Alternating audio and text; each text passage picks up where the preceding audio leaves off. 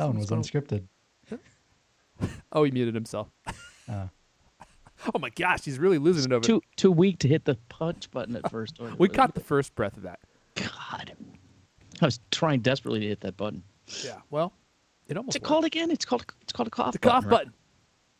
Which, you said you were hit or miss today. That was a big old miss. Big fat juicy miss, Lewis. Yeah, man, it's like I was trying to. I don't know. It's terrible. It's just terrible. Oh my! Hand is numb. That's a nice. And we're live. We got Level Remix here, and it looks like either the chat's broken or that's it. So we'll see how this works. Let's see here. But that's all we need. We only need Level Remix so that we can start. And I'll probably go live on the all-new X. Oh, we got Nathan Therian here as well. So now it's really a party. You want this tweet action, Lewis? I can't. This is it. I can't think of anything else. This is what you're missing. This is going to set your day on the right path. This will be the Your first moment of good zen. thing that's happened to me all day. Here it is. Get ready for it. Boom! There you go, Lewis. They don't make them like that anymore. Well, I guess they do. But only once a week and only on Thursdays. Hallelujah. Oh, man, we got Biff La Tourette here. One of my favorite names. I hope that's your real name, Biff. I really do. Tell me it's real. Lie to me. We got Tiapia 808. That's got to be a code name for something. He's probably in the CIA or something. Did I say tilapia? Did you say tilapia? Is that what you said? Yeah, it's definitely not what it actually says. We got Andy Wilkes here. Okay. I think we're ready to roll. And then once we get going, I'm going to try and broadcast this to the all-new X. I don't want to do it now because this is all the boring stuff. In fact, I was thinking, like, what we should do, since we're showing everyone how the sausage is made here, is we should edit off the front of the show, of the live stream, and just publish the part, like, after the intros and everything, just going right into the stories. That's the part that people want, and so we should probably do that going forward, but all right. Here we go. Okay. Sorry, I'm reading the chat, which is probably not helping me actually multitask here. I can't multitask. I can only task. I can't multitask. Let's go ahead. And cue up Mrs. You-Know-Who. Oh, Mrs. D. See, this is the part that we definitely shouldn't leave. Yeah. People don't want to hear this. Mrs. D, if you don't mind, let's go ahead and get into this show. Oh, my dear, I like to get into it sensually with El Caney. Oh, God. I still don't know if I have the stomach for this today. I didn't include this in the edited version of the podcast either. Well, you're making it's just our YouTube people who are subjected to this. You're making a huge mistake. Don't make them suffer even more. Oh, my gosh. I can't tell if the show's getting better or worse. I really can't tell. All right, let's go ahead and get this thing rolling, Mrs. D, if you don't mind. We will get the music queued up in 3, 2. Hello, and welcome to the CultCast, the best 30+ minute Apple conversation you're going to hear all week long. I'm your host, Eric from Elijah. Join me today. He spent the weekend hanging anvils around the Cult of Mac grounds, stringing them to tripwires to deal with any potential riders who decide to quit and maybe escape the property. He's the managing editor of Cult of Mac. Lewis Wallace is here. Did you say anvils? Anvils. Or anthills? What? And the things that fall on your head when you're running? Anvils? So like if you're a coyote, right? Like a coyote or a blacksmith or something. Serial killer Got blacksmith. Also with us, you probably can't tell, but he has to apply cosmetic putty to his face before the show to cover the Vision Pro impressions left behind by wearing the mask all day and all night. Doctors say if he doesn't reduce his usage, the lines may become permanent.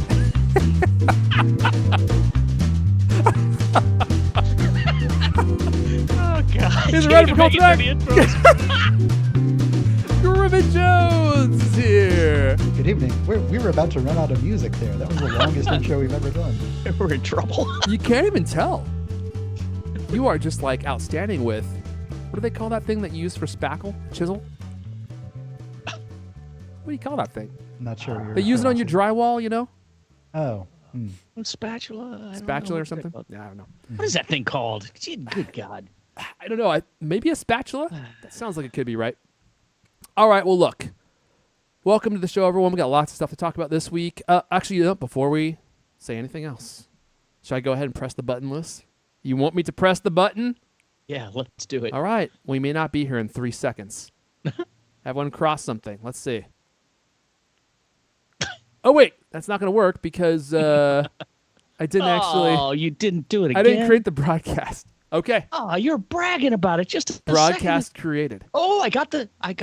Did you get a notification? I got a notification. Son of a gun. You're joking. So we are broadcasting for the first time live on the all-new X, although I don't see anything on here. All I see is nothing. But you can see something? Maybe that's what we got. Well, let me just tap that notification and see. Okay. Let's see. I see a large black screen that says loading. Oh, wonderful. Okay, well, we won't make the listeners Typical. endure this. Hey, you know what? Maybe it'll. We're like Welcome to SpaceX the- over here. We just got to Welcome launch to the liminal part of the rockets. podcast. It's going to be edited out. What are you talking about? It's like the best part of the show, probably. Yeah, people love hearing people talk about watching their phone load. Wait. Let me see. Oh, no, it isn't working. Oh, okay. It's not working?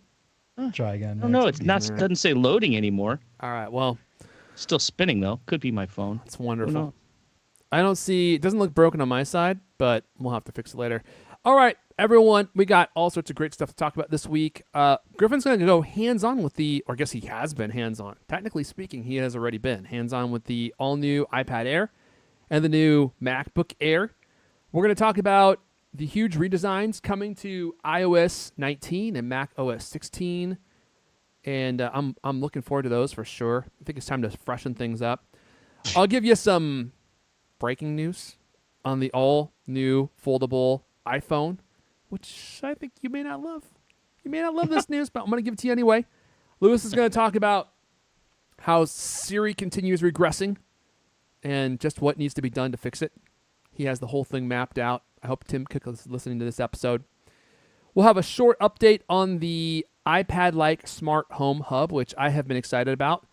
And we'll wrap up the show if we have time, because I got to be walking out the door in 59 minutes. So we'll see if this happens.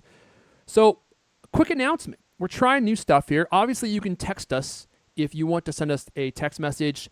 Those messages are, well, not all of them, but a lot of them are featured on our new website. If you go to CultCast.com, we have a new podcast website that you can see, which looks way better.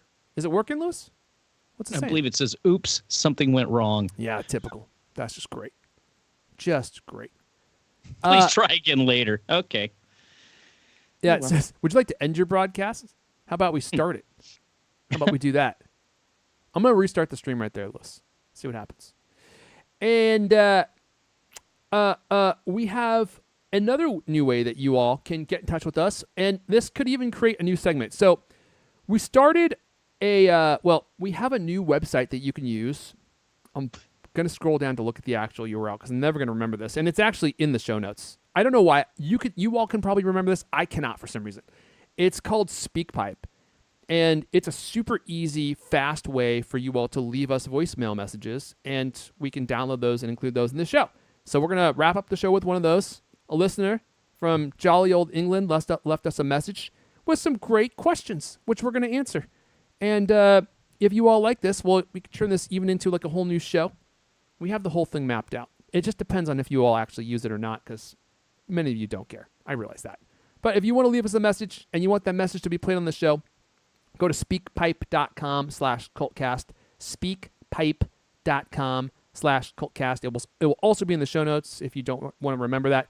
And you can leave a message right from your phone. It's super easy. And just keep the messages short. Don't go on and on and on like El Caney talking about paraphernalia that he found in a dumpster.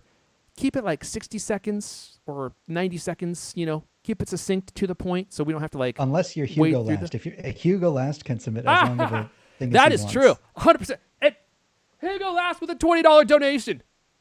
Let's enjoy the show. Well, I'm enjoying myself. I hope you guys are. Hugo, you go to speakpipe.com/cultcast. You leave us any message you want. I don't care how long it is. It could be an hour long. We'll just replace the whole episode with whatever it is you have to say. Yanto 3000 coming in with the hot tip, Lewis. It's called a trowel. A trowel. Now, mud joint. that's something. Joint knife. Is that a real thing? That sounds like something Elkaney uses. I'm not sure that applies to spackling, but I know that Griffin probably knew the answer to that because he uses that tool on his face before the show, and he didn't want to say anything. So just want to call that out. All right, let's see here. Before we dive in, I do want to give a very quick and yet a very hearty thank you to Incogni for supporting this episode. I use Incogni, and I have found it to be invaluable. What is Incogni? Well, it is a tool that you can use to get your data off of all of the data broker services that are out there selling your information. Take your personal data back with Incogni. Use our link and code CultCast and get 60% off an annual plan. The link is incogni.com/CultCast, and the code is CultCast. Data brokers collect, aggregate, and sell your personal information. You would not believe how prevalent this is. I had no idea, including your name, your alias, your social security number, your login credentials, your addresses, your location history, online activities, sexual preferences. Let's hope they never find out about Elkaney's. And much, much more. They wouldn't even sell that. They would just turn it over to authorities. This can lead to spam, identity theft, which is the big one that I'm concerned about, and just loss of control over your personal data because they can buy your data from multiple different data brokers and piece it all together and use it to do who knows what. Steal your identity, call you all the time, try to sell you stuff like those calls that you get. You wonder how they got your number. Data brokers. This service has minimal user involvement, which I love. After signing up for Incogni, they automatically go to work for you, scanning data broker databases, and they send removal requests on your behalf and follow up regularly to make sure that your data is actually being removed. We're looking at the dashboard that I have in my account. They've already sent 408 takedown requests. 360 have already been completed. That means my name has been removed or my information has been removed from 360 databases online. And they have 48 in progress. They estimate that they've saved me 270 hours of time, and 42 of these huge amount of data brokers have committed to never collecting my data again. So even if it goes to them again, they say that they won't collect it. If you want to try this out, and I recommend that you do, it's a really interesting service that I've been enjoying. Take control of your data privacy today. Visit incogni.com/cultcast. Sign up and enjoy a 30-day money-back guarantee to ensure you're completely satisfied with the service. That is incogni.com/cultcast. And remember to use the code CultCast to get 60% off an annual plan. Okay, let's dive right in. Should we talk about the all-new... Which one do you want to do first, Griffin? I guess I'll start by talking about my Apple Store experience. Oh, okay. I went to the Apple Store Yep. and picked up my devices, returned my iPhone 16e. Oh, They're like, so you sad to again. see it go. I picked it up just to like reset and like, erase it and wipe it and put it back in the box. And like, I picked it up that last time and I was like, oh, I'm going to miss this so much. It's such a great phone. Yeah. Oh, that's so funny. The weight, it just weighs nothing. It almost feels like a fake, like Chinese, like plastic, like fake iPhone. Oh, like well, that's nice. Yeah. like a it's mock-up? Yeah. Anyways, sadly packed that away, returned it, picked up the MacBook Air and iPad Air. And then while I'm in the Apple Store, I usually like to get a few pictures and like videos of like the display units for the use. Download Final Cut Pro. Yeah. All that. Get the latest versions. Update the browsers to go to thecultcast.com. Don't forget that. I've actually done that. I have too. Yeah. Anyways, I was going to get a picture of the new sky blue MacBook Air right next to the Starlight one, but somebody else was in front of those computers, like taking a look at them or something. So I, got out of the way, and I walked over to the Apple Watch table. Oh. And I saw, there's just an Apple Watch Ultra with a few of its fun little bands sitting over there. Oh yeah. This is just an unrelated side note, but I was like, I've never tried one on before. I put it on, and it confirmed exactly what I thought. This thing is just way too big. It looked comical on my wrists. Mm-hmm. It looked absolutely ridiculous. Neither of my sleeves, my black shirt sleeve or even my jacket sleeve could fit over it. It was insane. I don't know how you walk around with a brick on your wrist like that all the time. Well, I love it. I don't even notice it. Gotta have like a beefy arm. You can't just be walking around with little stick figure arms. I mean, that is a key component. That's what I have. Anyways, I tried on the Apple Watch Ultra's like special new version of the Milanese loop. Yeah. And it's a little finicky, like, because you have two things to adjust before you can Yeah, click it into is a little place, bit but weird. I really like it. I think Me it's too. much more comfortable than the regular one because Me like too. the links on it, it makes a flatter band. It's not as like pinchy and round because like the links are designed a different shape. I don't know. Yeah. I like it. Pinchy. Yeah. Yeah. Yeah. I Have love you it. ever worn the Milanese loop? It pinches your arm hair constantly. That's my next band, man. As soon as I'm just waiting for the Ultra 3 to come out. I almost bought the band by itself, but you get such a huge discount on it if you buy it with the watch. But the other thing is I really love their Alpine loops. Their Alpine loops are so comfortable and so beautiful. They have great colors. So I'm kind of conflicted, but I think I'm going to just go with the Milanese loop, the titanium one. I didn't. Did you try on the black one by chance? No, it was just they just had the Okay. regular titanium one. Not a fan. Tried it out in the store, and I really just felt like it made the watch look cheap for some reason. I really like the natural titanium more. But anyway, I don't want to take over your story here. Anyways, I'll probably take a look if they have the other version of the Apple Watch Ultra like the next time when I go in to return these things. But You should. anyways, picked up the MacBook Air and the iPad Air. I'll start with the MacBook Air since I've spent some more time with that. I have it behind me over here. I'll go get it. I'm going full screen Griffin here. Ah, that looks bluish. It does look blue. It certainly does look. Your mom's almost probably super blue. jealous. Yep. It's really weird. It does. Sitting in the store, it looked exactly like the pictures on the apple.com website, where it's like, really prominently blue. And it also looked that blue when I took it outside. But in almost any indoor lighting, it's just like It looks barely silver. off silver. Yeah. Putty gray. I've got a proper blue here. This is the iBook Blueberry That's what it should have been. mouse. Mm-hmm. Look how much bluer it is. There's no confusing that this is blue. But this, I mean, it's like it has a little more blue in it than Starlight has yellow. Like Starlight, I mean, it's basically just silver. But like, with the temperature dial turned a little bit warm. Mm-hmm. This is much cooler than Starlight is warm, if that makes any sense. I have a proper silver MacBook Pro for comparison as contrast, and that's really the only way to see it. The only way to see the blue is if you put it directly next to silver. This is my old MacBook Pro, Whoop. MacBook Fire Hazard Pro. The battery is slowly swelling, and it will probably explode. Is it and burn really? my house down. Yeah, it's pretty bad actually. I think I used to But- have that machine. Put them side by side. Yeah. One of them's bluer, a little bit. Yeah, you can tell a lot more when it's like that, but even then, it's still barely blue. Yeah. Which is a shame because like the blue on the website is a pretty good blue. It just doesn't actually look like that. But anyways, man, this thing is thin. Yeah, it is. It's beautiful. like crazy thin. It's beautiful. The bottom half of it is like thinner than an iPhone, which is just insane. Let me try and position these correctly. Sheesh. Like when you have the lid open, it's really properly thin. It's pretty neat. The feet are still a little thick on the bottom, but I haven't tested this obviously, but I suspect that if you were to like knock over a drink on a table next to it, maybe the feet elevated enough where none of the water can get inside, but I'm not willing to test that myself because I don't want to destroy a laptop and be wrong. But anyways, yeah, it's pretty neat. I've done all of my speed tests on it for my review. My review will probably be published this weekend, I think on Saturday morning or something like that. And again, it performs basically identically to the M4 iMac because, this also has an M4 chip in it. And, although I did refine my tests, I think they're a little more accurate now, but yeah, it performs in like 4 out of the 5 tests. It performs a little bit better than my M2 Pro Mac Mini.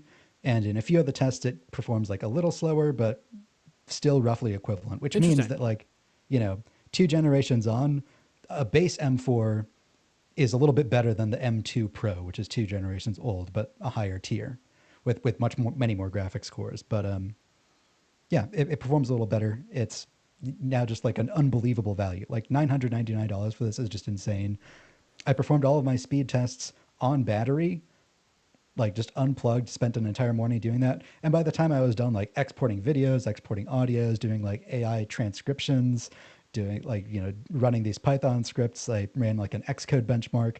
The battery was still at like 94%, Wow. which is just insane. That's been something I've definitely noticed. I mean, my computer's new, obviously, so the battery is new, but it lasts so much longer. I'll use that thing for like hours and hours and hours, and I look and I'm like, oh, I've only used like 15% of the battery.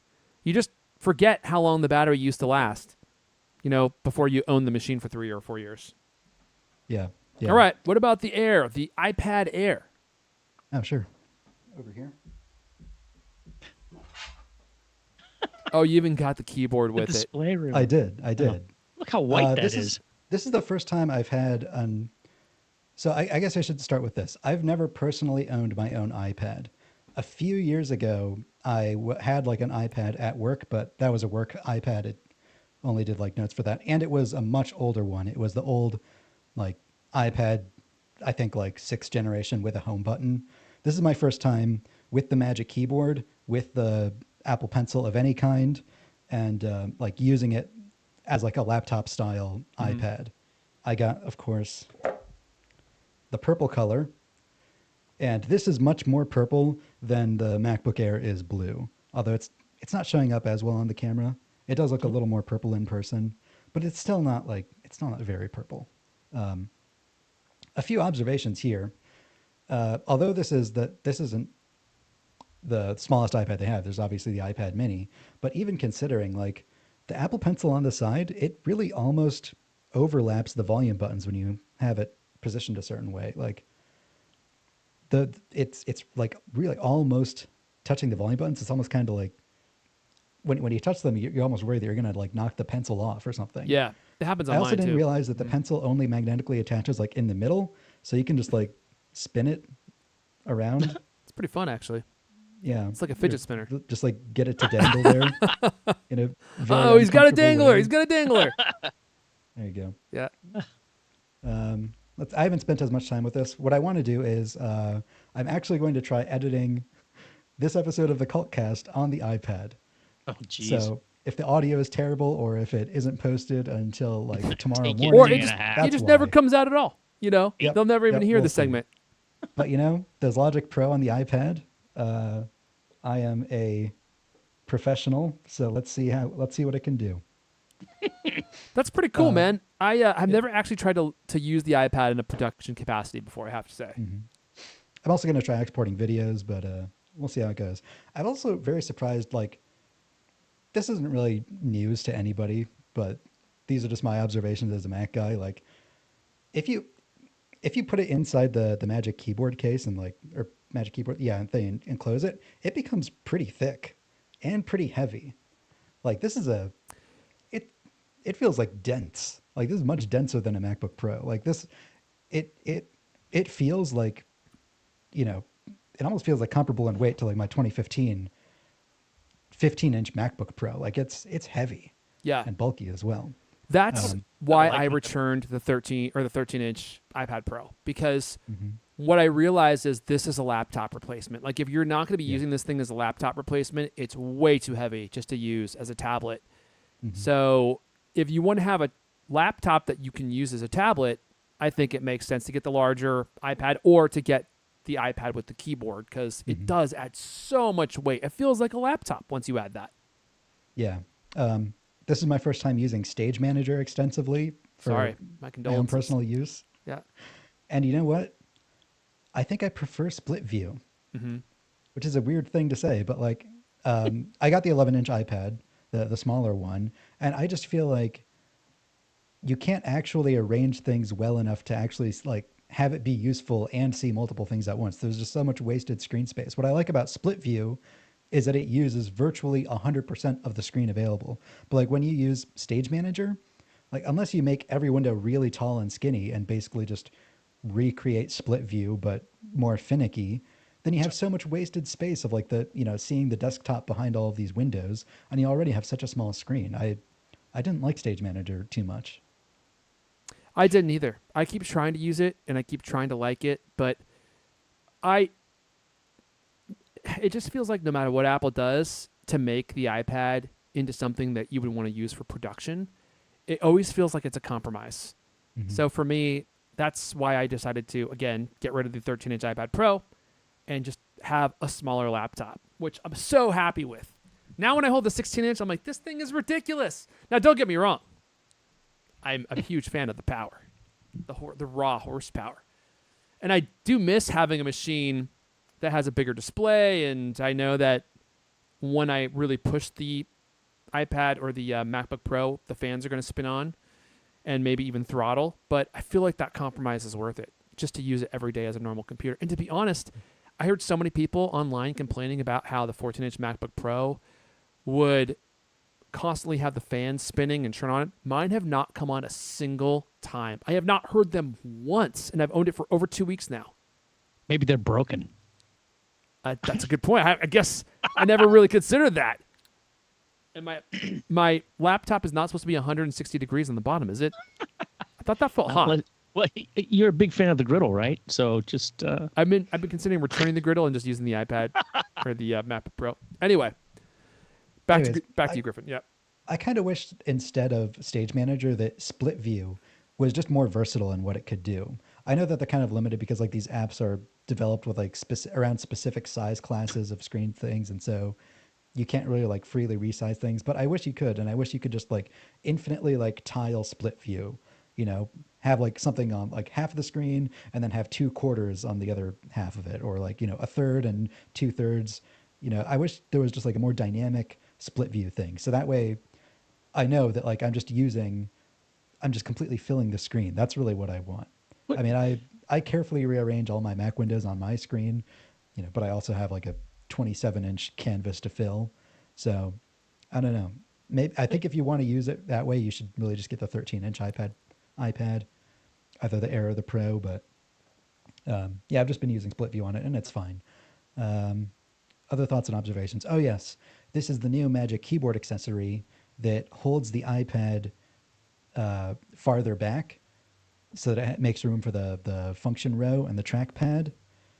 Hold it up so we can see it. Yeah. I was also going to say on the way that yeah, it's kind of hard to open because there's no thumb scoop, so you just have to like get your fingernail in there and like pull it open. I don't have fingernails, though. I bite my nails. Well. But I'll you have get my the wife function do it for row. me. You have the trackpad. The trackpad still isn't big. It's pretty small. I don't know how small it was before, but like it's good enough for like cursoring and like mousing around. But when you want to like swipe up or down through a big vertical list, that's when it feels kind of cramped, because that's the dimension that the trackpad is smallest in. Like it's really only like half size. The other thing is that because the iPad is held further back, it really has a lot of the weight back there. It doesn't tilt back very far. And also, like, if it's sitting on your lap, unless your legs are like perfectly flat, it's going to tip over. Like the center of gravity is like kind of around the function keys, like right here, almost in the very back is the center of gravity. So you definitely want to put this thing on a table and not just on your knees, because unless you're holding onto it the entire time, because this thing will just like tumble over. That's backwards. all the iPads with the smart keyboards. That's how. Yeah, they but all I mean, work. like the old ones held the iPad like further forward so that you had a much more reasonable center of gravity. Yeah. I mean, that's the reason laptops are big on the bottom and have thin displays, and not the other way around, which is what every iPad with a Magic Keyboard is like. But dude, I'm just you're truly fighting baffled. physics there. I mean, there are people that just use the iPad Pro. I saw somebody on Twitter. Who was it? Is his name Quinn Nelson from Snazzy Labs? Yeah. He was saying that he was looking for a reason to buy the M4 MacBook Air, but he doesn't even use his current MacBook Air because he just uses an iPad Pro with the keyboard attached. And I'm like, for what? How did you actually use it as a laptop replacement? Because to me, when you combine an iPad with is it the Magic Keyboard or the Smart Keyboard? I always get those. Magic Keyboard. Magic Keyboard. I always get those two things mixed up. It's like the worst of both worlds. You get an awkward laptop and a tablet that's too big to be as convenient as it once was. It's like those two things combined are the opposite of synergy. So I don't know what the word for that is, but it just seems like a diminished experience in both modalities. It's like now it's a worse iPad and it's a worse laptop. But I guess you don't need to buy another laptop or something. And when people say that they use it as their main machines, I'm like, really? What are you doing on your machine that makes you happy to just have an iPad with a keyboard magnetized to it. It's the appeal of having just like a transformer of a computer. Like it's a computer that can do your work, and then you can just tear it off and just use it as a video player or hold it in bed or something like that. And then you can just add the pencil and use it to take notes or draw. Yeah, I suppose so. And that's not what I'm looking for. So no hate to anyone that is using it that way. I just really enjoy having something that is custom crafted for a specific use case and doesn't have to be compromised to like fit all these use cases that you may want to do, which is why I love like the MacBook Pro. By the way, the stream's working on X. On X, I got it working. You know what it was? I could go into deep detail about this. Maybe we should do the next 30 minutes on this. It didn't like the encoding that we were using, so I changed the encoding, which I thought might completely crash our live stream here. And I was like, you know what? What the hey? I'll give it a shot anyway. If we go down, we go down. I'm going down with the ship. And my computer's barely even breaking a sweat. So I have my GPU doing a dual encode. So it's doing one for YouTube and it's doing one for X. And it's using different codecs in different dimensions. And I don't even hear the fans on. So, NVIDIA 4080 for the win. The thing's just an absolute monster. Although not even nearly as good as like the 4090. Oh man, I should get myself one of those now that everyone's selling them off. As the Mac Studio with M3 Ultra. Yeah, that would probably also be true, but then I'd have to spend, $4,400. So, which you would have fun spending. I wouldn't mind having it. And we're not going to talk about this week. We bumped the story to next week, but the specs for the Mac Studio are in, and I got to say they're surprising. And I think one of the reasons they're so surprising, just to kind of give a teaser, is because in the previous versions of the Mac Studio, you got the same generation chip for the base version as you did for the Ultra version, and now that's not the case. And the M4 is way more performant than the M3. So you get, in many instances, tests where the M4 is actually beating the M3 Ultra, and the M3 Ultra where it is better suited to deliver better performance, the performance isn't as huge as it would be if it were an M4 Ultra, which I find to be really interesting. Anyway, we'll talk more about that next week. I want to let some more benchmarks come out and do some more research before we dive into that. But all right, anything else to say about the iPad Air or the M4 MacBook Air, Griffin, before we get out on the So the M4 MacBook Air now supports two 6K displays simultaneous with a built-in display. And on hand, because I'm just a filthy, poor peasant, all I had were two 5K displays. Ugh, yuck. But, I plugged it into both of those. And so gross. How do you compute? I know. But you know what? You're just swimming in screen space. It's insane. And it's amazing how you can just like plug in with a single cable both gigantic displays, and because they're like the BenQ displays that have like a built-in Thunderbolt USB hub, like you can have all your accessories and peripherals like automatically come on like that, and it charges the MacBook simultaneously. Thunderbolt is magical. It's great. And it's not even Thunderbolt 5. It's not even the newest Thunderbolt, which is just insane. I mean, Thunderbolt 5 is just so superfluous at this point. It's like, what would you possibly be doing that could even take advantage of it? Most people don't even take advantage of Thunderbolt 4 bandwidth, to your point. All right, let's see here. Let me look at the notes because I have absolutely no clue what we're talking about next. Not even a clue. Oh, well, should I talk about the foldable iPhone first? Yeah, before sure. you do before you jump into what's coming next for iOS 19 and macOS 16, the big, massive redesigns. I just thought that you all might be interested in this story. If you're interested in the first foldable iPhone from Apple, well, hope you're ready to pony up because it's not going to come to you cheap.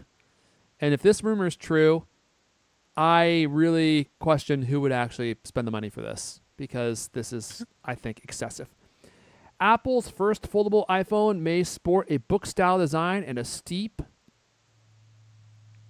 $2,000 price tag. 2,000 buckaroos. Minimum. Don't forget the upgrade in storage fees. It will apparently sport a 7.8-inch inner folding design and a 5.5-inch cover display. Let's see here. Despite being late to the market and a steep price tag, I'm just reading from the article now. Apple's folding iPhone will have strong replacement demand. Yeah, well, that's probably true up to a certain degree. I mean, but this price, I'm not so sure. That's what Ming-Chi Kuo from TF International Securities believes.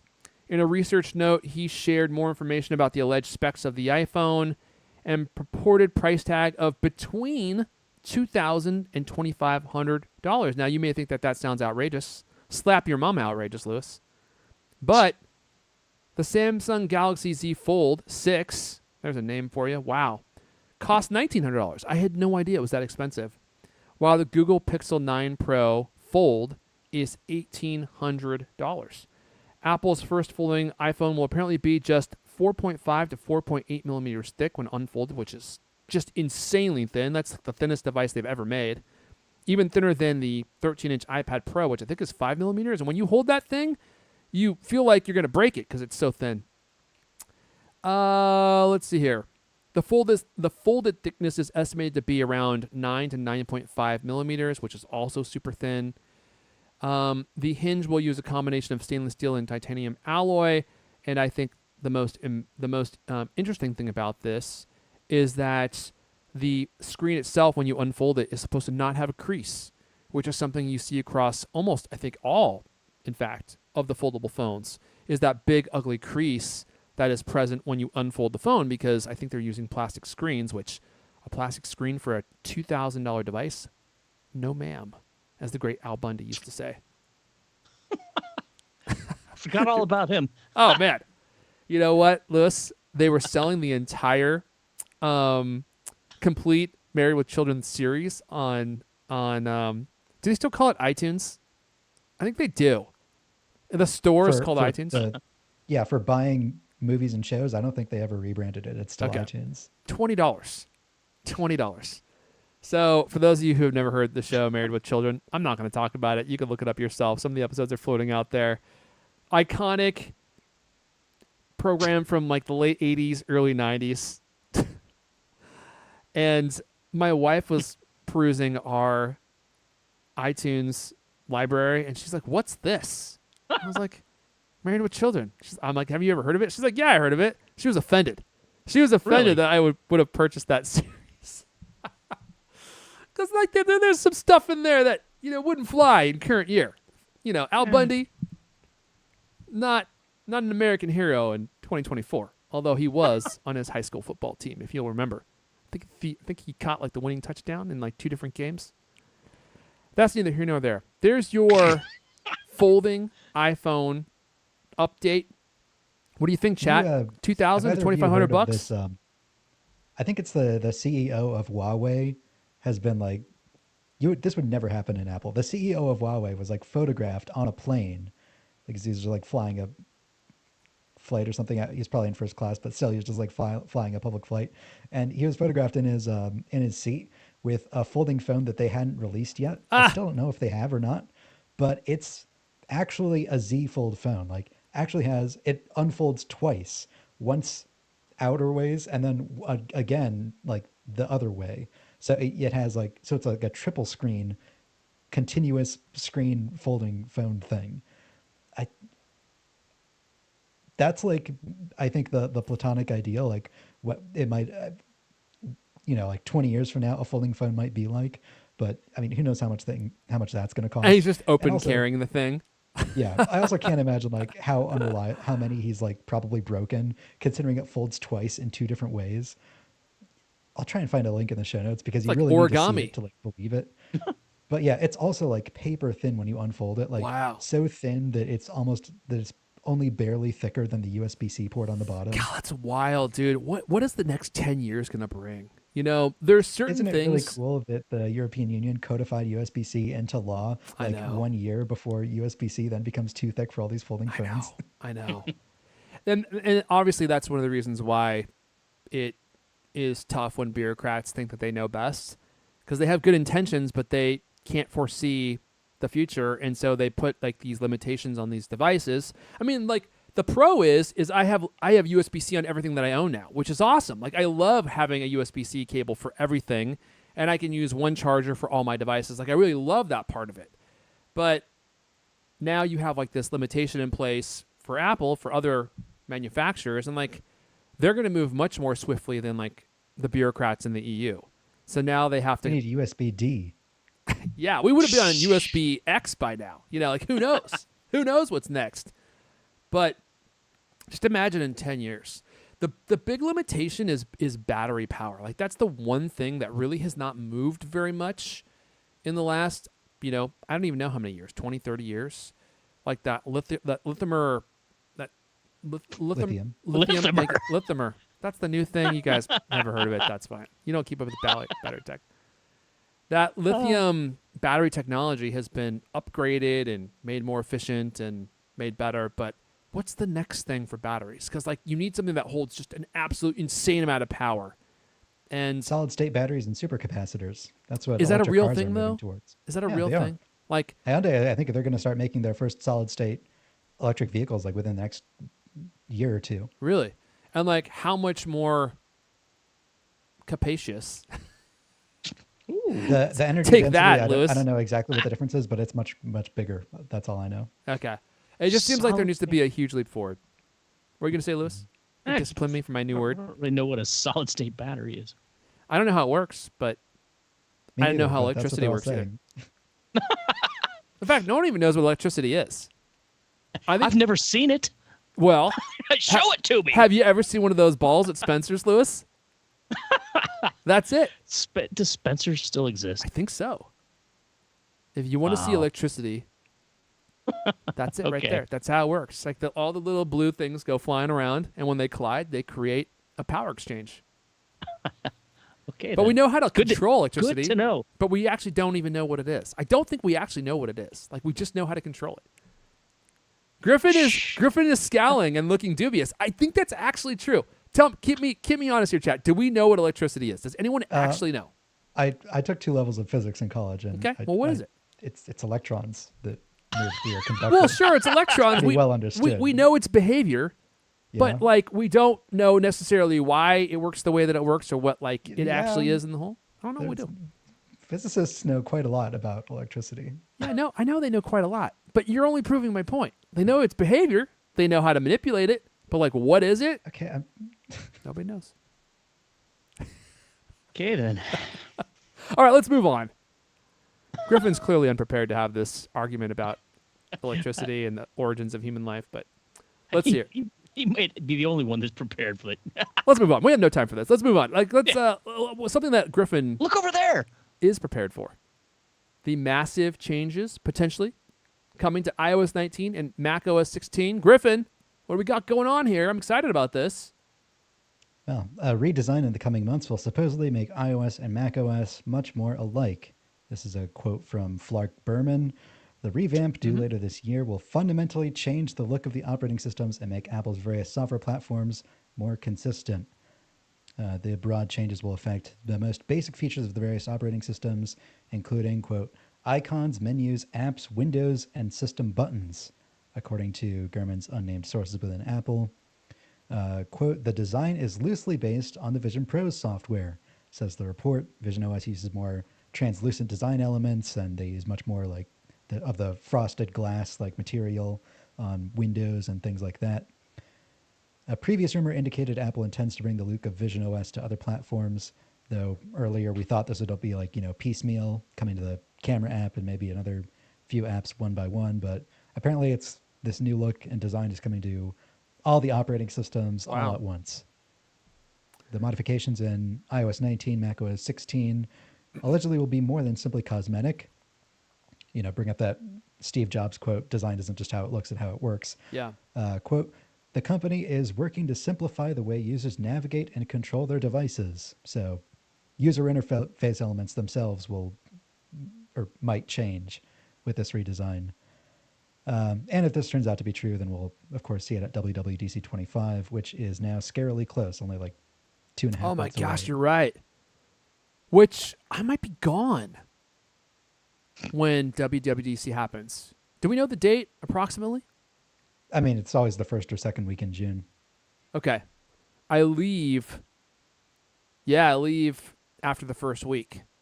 So you all might be doing this show without me, or maybe I can call in or something from the airplane. So I'm going on vacation. Which, you're leaving. Ed Hardy is also one of our writers. Is also leaving in June. Like, really? Why do people who cover Apple schedule vacations in June? Look, like it's every year. This was not my choice. I wanted to go on vacation in September because we're going a couple places. We're going to Georgia, and then we're going back to Orlando, Florida, gents. Going back to Disney World again, huh? Going to Disney World again. I didn't think it would happen. When we went the first time, which was 2022, I believe, I was like, this is probably a once-in-a-lifetime thing. Like, this is going to be something that we do once, and then that will probably be it. And then I was talking to my wife because she wanted to go visit her family, and I said, well, look, one of the most expensive parts about going to Disney World is just getting there. And like, we're going to be going there anyway. We could drive to Orlando. Now, I've since come to realize, although the flights there is one of the most expensive parts, it's certainly nowhere close to being the most expensive part. It's just one of the most expensive parts. There are plenty of other expensive parts. Like, the tickets to Disney World are insane. They're so expensive. And the lodging is outrageous. Slap yo mama. Outrageous, Lewis. I'm bringing it back. And so it's still going to be a ridiculously expensive trip. And you know what? To be honest with you, I don't know if you all follow Disney news. You probably don't. So let me fill you in. Disney World is in the midst of a massive refurbishment and overhaul. They're going to be reportedly tearing down huge parts of the park, which I won't even get into that. It's only going to make me mad. And they're going to be adding new sections of the park. And all this work basically kicks off in 2025. And so they're closing down a bunch of stuff across all their parks at Disney World. So there's going to be construction going on. There's going to be a bunch of stuff closed. Not the greatest time to go, but it's probably the best time to go if you want to go for the next 3 or 4 years. Because I would not go back until all that construction work is done. Well, it's going to absolutely not be worth it. An even better time to go would be the third week in June, or even the first week in July. No, it's the worst time to go. The best time to go is mid-September, because that's when the prices plummet because summer vacation is over. It's still warm, although it's still pretty hot, to be honest with you. But you want to get there before all the Halloween festivities start in October, because the prices go back up, because Halloween's a really popular time to go to the parks. September's a really great time to go. And that's when I wanted to go, but I wasn't able to. June is also a great time to do an Apple podcast. But it's look, I'll just call in. And I'll be talking about the Apple News, and then you hear me go, ah, as I'm going down the huge drop in Splash Mountain. Although they don't call it Splash Mountain anymore. I do, because it will always be Splash Mountain to me. What do they call it now? Avengers water tank? No. Although that would have been better than what they changed it into. Jeez. I'm not even going to talk about it. It's going to maybe you should head north and instead of going south to there, you should head north and go to Dollywood. You know, I've often heard that Dollywood is a lot of fun. I've always wanted to go, but I've never actually taken it seriously and tried to make plans to go do it. But maybe we should. Maybe we should, Lewis. I hear great things. Anyway, we got lots of stuff to keep talking about, don't we? Should we keep going? Yeah. I think that's it for the updates on iOS and macOS. Did you have anything else you want to talk about there, Griffin? Yeah. I'm a little sad. Yeah. Yeah, I do. Believe it or not, my notes did not include anything on Disney World. But anytime I hear really news about macOS makes me scared, because I like the way macOS works right now. I mean, yeah. If anything, especially with news that doesn't involve Alan Dye no longer being in charge of the Mac, because ever since Big Sur, the Mac has only gotten worse and worse. Buttons are harder to find, things are hidden and pushed out of the way. And when I hear, I kind of agree with you. Yeah. They're going to make it more like iOS, that just makes me scared. Yeah, I definitely don't want to see a convergence of those two OSs in any primary way, because they're completely different OSs meant for different interaction methods. So I think it makes sense for them to unify them visually to a degree, but beyond that, they don't need to be the same things. They need to remain distinctly different, because they have completely different use cases. Now, Like, I will say, I'm thinking about the most extreme version of this, like making it look and work like Vision OS. yeah, Like, what if they, on Vision OS, like every window has like that little white bar on the bottom with a little like dot next to it to close, and like the white bar on the bottom is what you look at to like pinch and grab and move windows around like that. I can kind of see that interface element working on an iPad or an iPhone because it's already kind of similar to how the home bar works or how you resize windows on the iPad and Stage Manager. But like, oh God, what if that's like the big new user interface element that they bring to the Mac? Like Windows don't have title bars anymore. They just have a white little hovering thing on the bottom that you click and drag to move around. And you don't have the red, yellow, and green buttons anymore. You just have this one button on the side that just closes it, and that's the only control. Like, what? I think what everybody's really interested in now is I think I'm going to go with the circular app icons. I hate those things. Yeah, Really? let's change the app icons again and make everybody make new icons again, like for the third time in 10 years. Did they really do it 2 times in the last 10 years? They made them all make new icons? Well, I guess with Yosemite, they made everybody redraw them to be like the simpler color palette, and then they made them all squircles, and they could make them all circles. Yeah. Yeah. I don't know, man. Let's not panic. Let's just see what happens. I mean, it seems like it's going to be a visual unification, but maybe not functional. But I don't want to have Vision OS on my Mac, but one of my favorite parts about Vision OS was the aesthetic. Like, it was really beautiful and thoughtful and intuitive. I mean, it's just so easy to use, which is really a marvel of user experience that they were able to make something that was so easy to use for a completely new computing paradigm. Okay, look, we got to keep moving because I want to get this last segment in where we can listen to some listener submissions. So let's do this story about Siri real fast, and I might even skip the smart home story. Well, I'll just tell you, it got delayed. We were expecting it to come soon. It got delayed. We won't talk any more about it right now, but we'll probably feature because it on of Siri. Because it's actually why it's delayed. Yeah, that's true. Because the story says, as the story goes, it was reliant upon the updated Siri, which is not coming, right, Lewis? Not anytime soon. That is correct. Yeah. And it's not just like every rumor monger and reporter saying it now. Now Apple itself has confirmed that the smarter Siri that they promised at WWDC 24 isn't coming together as quickly as anticipated. What a shocker. Everybody's just amazingly shocked. After touting the minor Siri upgrades that already rolled out, a company statement ended on a depressing note. And this is what the Apple spokeswoman Jacqueline Roy believe this was a statement that she gave to Daring Fireball, right? She said, quote, "We've also been working on a more personalized Siri, giving it more awareness of your personal context, as well as the ability to take action for you within and across your apps. It's going to take us longer than we thought to deliver on these features, and we anticipate rolling them out in the coming year." Wow. What does the coming year mean? Right. I've heard a lot of people say that means like, year? Like, right. Very vague, very, everything's going great. We're just a little longer, anyway. Can I just add real fast? Just as somebody who works in engineering and in tech, the language here is so vague. I mean, it really sounds like they actually don't know when they will be able to get this thing rolled out. They're not saying that they're going to get it out this year. They're saying we anticipate that we'll be able to get it rolled out this year, meaning they're talking to like their engineering teams and their engineers. Didn't say this year.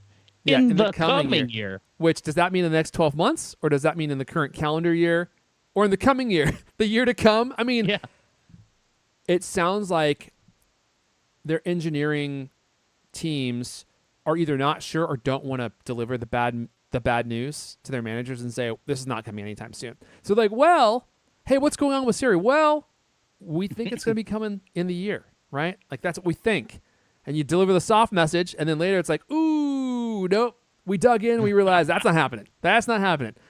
We're hoping it's going to be next year. Hope it, right? Like, this language is so imprecise, it can mean anything. It's completely non-committal. I feel like now we can piece together a timeline of, iOS 18.4 is approaching and approaching and approaching. And then by the time like the executives are saying, okay, can we include this new Siri thing in the betas? Whoever's in charge of the project says, no, it's not nearly ready yet. They get the boot. And then, as we reported on like a few weeks ago, they put somebody else in charge, Kim Varath, who then takes a good look at it and says, no, this isn't coming anytime soon. And then they have to give the statement. I feel like that's what we can, connect the dots there. It's yeah, and supposedly, I think this is also from maybe Gurman's reporting, saying that Apple executives, including Craig Federighi, their main software guy, quote, voiced strong concerns internally that the features didn't work properly or as advertised in their personal testing. Oh, really? Basically, Siri doesn't work at all. Even just, right now, it doesn't work like they say it does. And it's not anywhere close to what we're talking about. And I don't know, people, this is all bouncing around on X this week, look, remember these ads that Apple put out around the time of, I guess this was around the time of WWDC, talking about how much greater Siri's going to be, on iPhone 16 or whatever. It's like, it's just not even close, man. I mean, and they're taking quite a beating, actually, from people in the Apple journalism sphere, right? Talking about how, geez, this is like the biggest overpromise and underdeliver like ever. I mean, these phones are built from the ground up for Apple Intelligence, and then none of the Apple Intelligence stuff is there when you get the phone. And then they start to roll it out, and it's underwhelming at best. So I don't know. And the thing, I think you were talking about this in Slack, right, Griffin? This new Siri is supposed to be, really like conversational, like a chatbot, and know all about you. So it knows, like, for instance, you say, hey, buy a plane ticket for my grandma to go to her favorite hotel or something, and it somehow pieces that all together. But so the danger is that it has to pull all this data about you into this workable thing, and that's like a security risk, right? And you said this based on app intents, which I don't actually understand what that is. Maybe you can explain app intents to me and everybody else who cares. Well, a lot of these AI-powered agents like that, these agentic AI, like that's the new buzzword, right? Trying to make AI actually useful for something for the first time. Anyways, like what sets Apple's implementation apart is that because this new Siri is allegedly based on app intents, there's much less danger. It takes away a lot of the risk because you're not just like throwing full control over your app and all of your apps and all your data over to an AI that's going to go rogue and like delete your account or something like that. Like from what we were described, again, this could be wrong because Apple only showed this in a brief demo 6 months ago and then canceled it apparently. Like how it was supposed to work, we think, is that, you give your command to Siri and then Siri uses its machine learning algorithms to piece together what you were trying to say, what you want to happen. It determines if it can do it or not. And then it just, plugs in and pushes all the buttons using these app intents that actually execute on your command. So the things that is actually doing, the things that's actually, sending the email or booking a flight or reserving a table at a restaurant, that's all going to be powered by app intents, which are the tried and true things that app developers can do all themselves. And you know that they work solidly and reliably. Apple is the first company really the only company that can pull this off because Apple is the only platform that has this app intent system built out to the degree that they do. But as John Gruber points out, Apple tried to show it off thinking that only Apple can do this, and it turns out not even Apple can pull it off. Yeah, at least not in time for possible. I don't know what the big deal is. I mean, they're worried that launching it, that it's not ready and it's not going to work. And to your point earlier, Lewis, it's like, well, that's never stopped them before. Well, I mean, if it could even just do the basic things that it ought to be able to do right now, simple things like play such and such a song reliably. I mean, we don't know if it can. They haven't even shown this in private demos. I'm talking about the actual one that's already live now. If they could just make it work the way it's supposed to, that would be a huge leap. If you could say, hey, turn on it's actually pretty good with the HomeKit stuff. You say, hey, turn on such and such a light. That typically works. But, I mean, within Apple TV and within Apple Music, it still is wildly unreliable. And, don't get me started on the transcription stuff. I mean, it's terrible at that. It's only gotten worse. Do you see the one like I saw you tweet? I saw you it's tweeting about it this week. God, it won't stop. I mean, am I saying the word when wrong? Isn't that how you say when? Every time I say when in a text message, it changes it to win. You know, the Vietnamese last name, Nguyen, which I guarantee you, I have never tried to say that on purpose. I don't have any friends with that last name. Nobody in my contacts has that last name.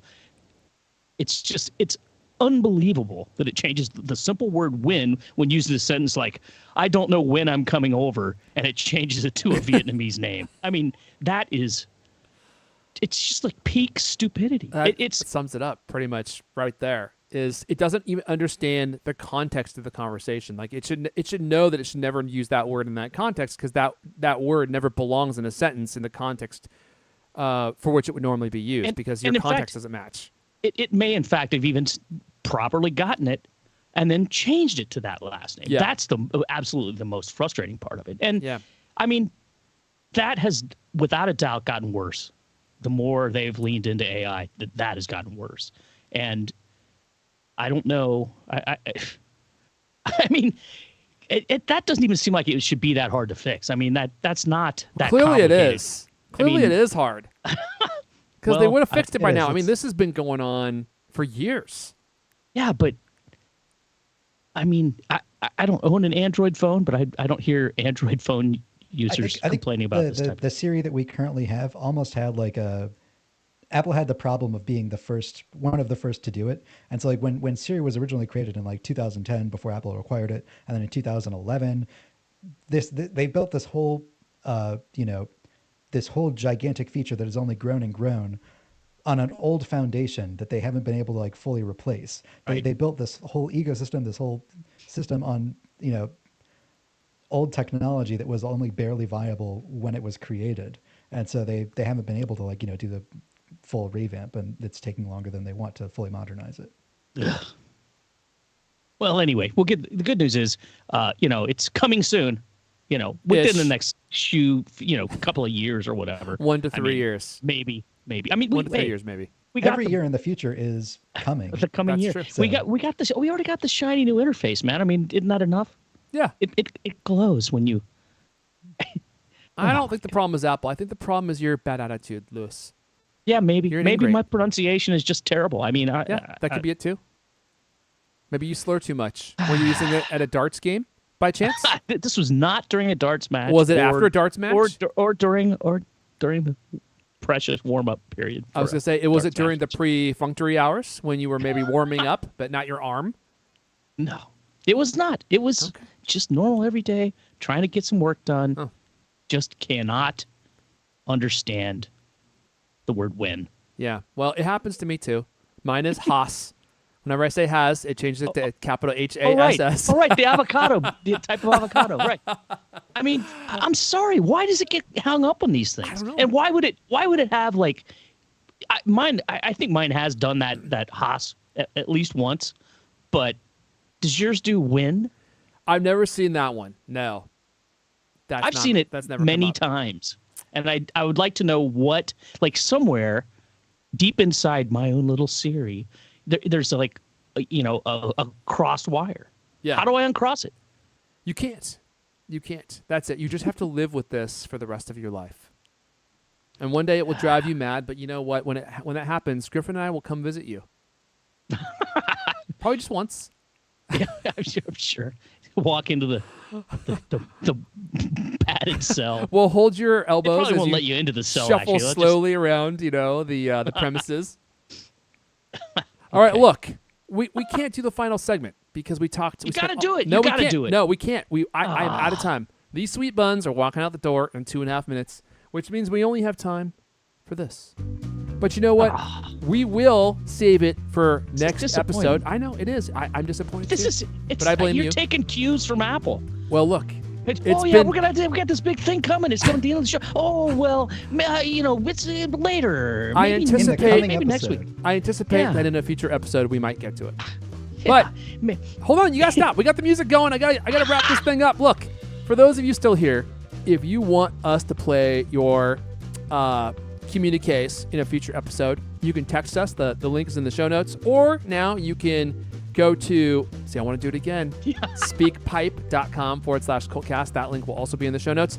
This has been the CultCast, the best 30-plus minute Apple conversation you're going to hear all week long. New episodes of the CultCast come out every Thursday night. I want to thank everyone for listening and hanging out live. We'll see you guys next time. We're out of time. I was like, we're running out of music. How awkward is this going to be if we run out of music? Do I just restart it? I feel like that would be it. I would just freeze, and that would be the end of the show. All right, everyone. To quote the Great Level Remix, adios, Scuffs.